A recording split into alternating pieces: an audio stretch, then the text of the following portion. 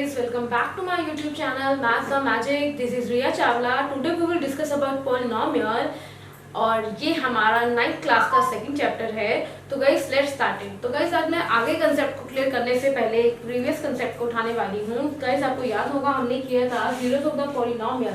तो गाइस इसके बीच में क्या होता है zero.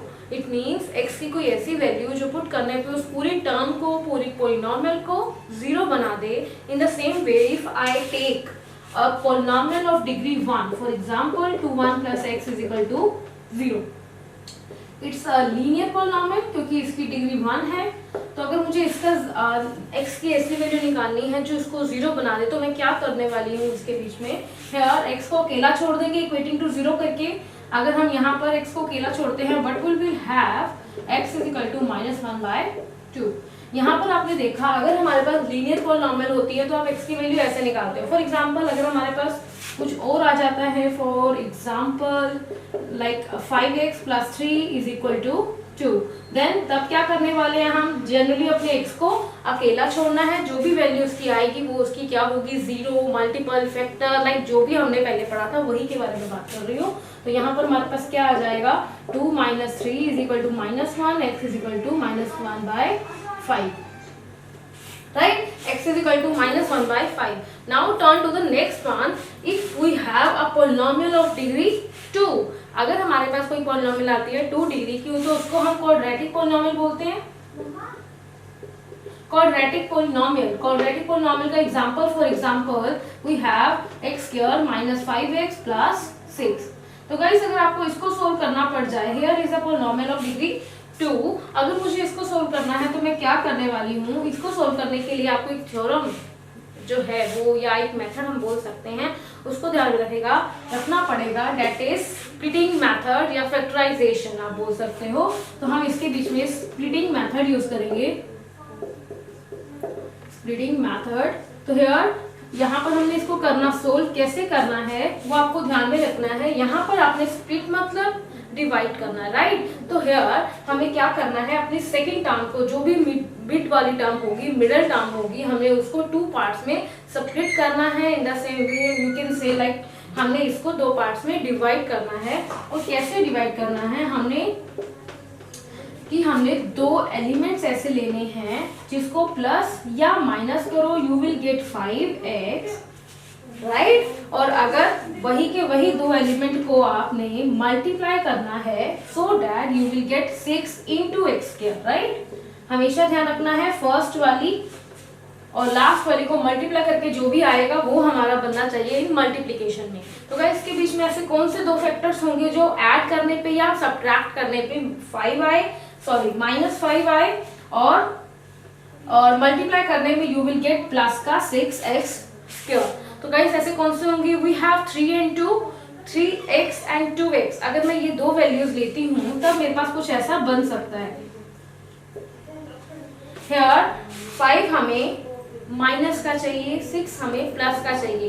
You know about sign कि अगर हमारे पास दोनों प्लस के you will gate plus minus again plus minus you will get minus. Right. तो अभी देखो यहाँ पर हमें मल्टीप्लिकेशन में प्लस चाहिए तो इसका मतलब या तो दोनों साइन प्लस के होंगे या दोनों साइन ही माइनस के होने वाले हैं. इन द सेम वे अगर मैं इसके बारे में बात करूं हियर अगर यहाँ पर मुझे माइनस का 5 चाहिए तो वो कैसे आ सकता है. या तो बड़ी वाली रकम जो भी हमारे पास बड़ी डिजिट होगी वो नेचुरली नेगेटिव होनी चाहिए तभी वो नेगेटिव आ सकता है. तो यहाँ पर अगर मैं -3x एंड -2x लगाती हूँ 3 और 2 minus plus you will get 5x in terms of negative and in the same way -3x multiply -2x you will get 6x². Right. तो अब यही 2 टर्म्स बन गई हमारे पास. अब यही 2 टर्म्स हम नीचे लिख देंगे अपना उसको सोल्व करने के लिए.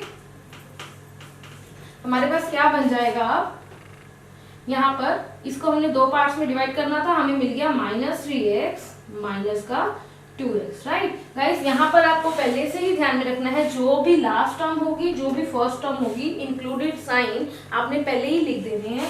मीनिंग्स प्लस का 6x एज इट इज आ जाएगा और x² भी हमारे पास जो है वो एज इट इज आ जाएगा, राइट। तो अब यहाँ पर अब नेक्स्ट स्टेप क्या रहेगा, it is our first step कि हमने दो नंबर्स ऐसे लेने हैं जिनको प्लस या माइनस करोगे मिडिल टर्म आए, या फिर अगर हम उसको मल्टीप्लाई करते हैं तो आपके पास फर्स्ट और लास्ट टर्म का मल्टीप्लीकेशन आना चाहिए, राइट। अब नेक्स्ट स्टेप क्या रहेगा, अब आपने बनाने हैं फैक्टर्स।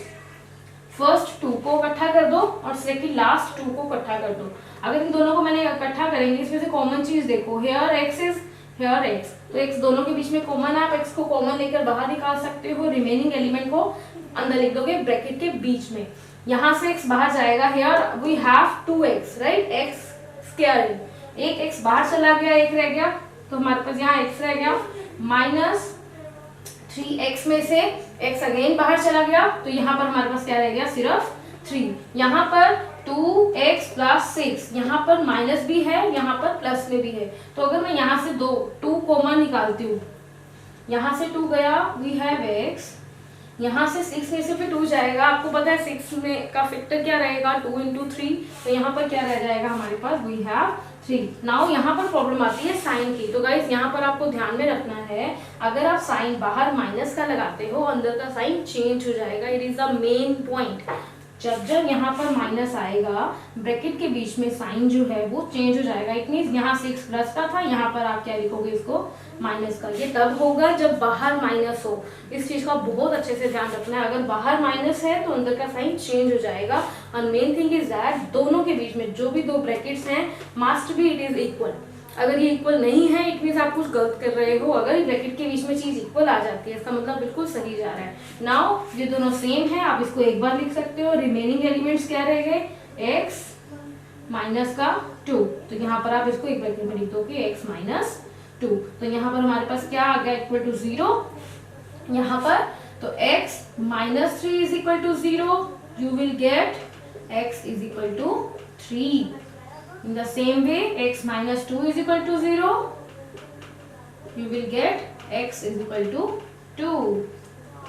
यहाँ पर दो x की ऐसी वैल्यूज आ गई जो इसको 0 बनाती हैं, that is 2 and 3। आप अगर कुछ भी प्रॉब्लम होती है, you can check out। अगर यहाँ पर 2 डाल के देखो, it will also 0, and अगर हम यहाँ पर 3 डाल के देखते हैं तो वो भी हमारा क्या आने वाला है, 0। So guys, अब हम चलते हैं नेक्स्ट एग्जाम्पल के ऊपर। Here is our next example.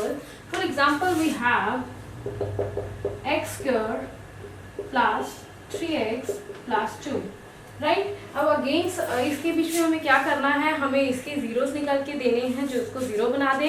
Guys यहाँ पर फिर से वही बात जो मैंने पहले भी डिस्कस किया था, अगर यहाँ पर x की हाईएस्ट पार्ट 2 है तो there are 2 roots, multiple and factor you can say, right. अगर यहाँ पर 3 होता है, क्यूबिक पॉलिनोमियल होती है, तो हमें इसके 3 रूट्स मिलेंगे। अगर 2 है तो 2 रूट्स मिलेंगे, राइट। तो वो रूट्स निकालने का एक ही मेथड हमारे पास रहता है, that is hit splitting method, जो मैंने पहले डिस्कस किया है, या फिर आप इसको फैक्टराइजेशन मेथड भी बोल सकते हो।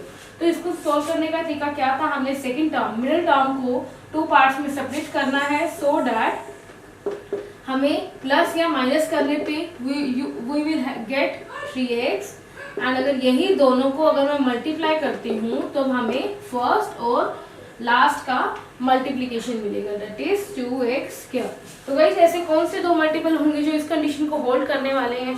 अगर मैं यहाँ पर 2x एंड 1x लेती हूँ, फिर 2x plus 1x that is 3x। यहाँ पर साइन का कोई कंफ्यूजन नहीं हो रहा है क्योंकि सारे के सारे एलिमेंट हमारे पास प्लस के हैं। और अगर मल्टीप्लाई की बात करूँ तो 2x into 1 that is 2x square. First वाली डिजिट को एज इट इज नोट कर लो, सेकंड वाली विद साइन के साथ एज इट इज नोट कर देते हैं, राइट। अब थर्ड वाली जो बीच वाली है हमारे पास, उसकी जगह पे ये आ जाएगा प्लस का 2x प्लस का x। अब नेक्स्ट स्टेप क्या रहेगा, इन दोनों में से हमें कॉमन निकालना है। यहाँ पर x कॉमन आ गया, रिमेनिंग एलिमेंट यहाँ पर x रह गया, यहाँ पर रिमेनिंग एलिमेंट x रह गया, प्लस यहाँ से x बाहर चला गया, remaining element that is 2। Here plus plus, यहाँ पर प्लस का है तो कोई भी साइन ऑपोजिट नहीं होगा, कोई भी साइन चेंज नहीं होगा, जनरली आपने प्लस लिखना है। यहाँ पर कुछ भी कॉमन नहीं आ रहा, इट मीन्स 1। गाइस इस चीज का ध्यान रखना है, कोई भी एलिमेंट अगर कॉमन नहीं है, इट मीन्स 1 एक ऐसा एलिमेंट है जो दोनों के पास होगा। यहाँ पर आप 1 कॉमन लगाओगे और अंदर रह जाएगा दैट इज x प्लस 2। तो गाइस यहाँ पर आपने देखा दोनों ब्रैकेट के बीच में एलिमेंट जो है वो सेम आ रहे हैं। इसका मतलब ये बिल्कुल सही जा रहा है। अब यहाँ पर दोनों सेम है तो आप इसको एक बार लिख लोगे into X plus 1 here is equal to 0। तो यहाँ पर x को एक बार कंपेयर करेंगे 0 के साथ, सेकेंड x प्लस 1 को कंपेयर करेंगे 0 के साथ, x इज इक्वल टू -2 और x इज इक्वल टू -1। एक अगर सारे के सारे प्लस के साइन हैं तो यहाँ पर भी कोई भी प्रॉब्लम नहीं आएगी, सारे के सारे प्लस के रखने हैं। अगर एक भी नेगेटिव आ जाता है तब आपको साइन का है जो तो ध्यान रखना पड़ेगा।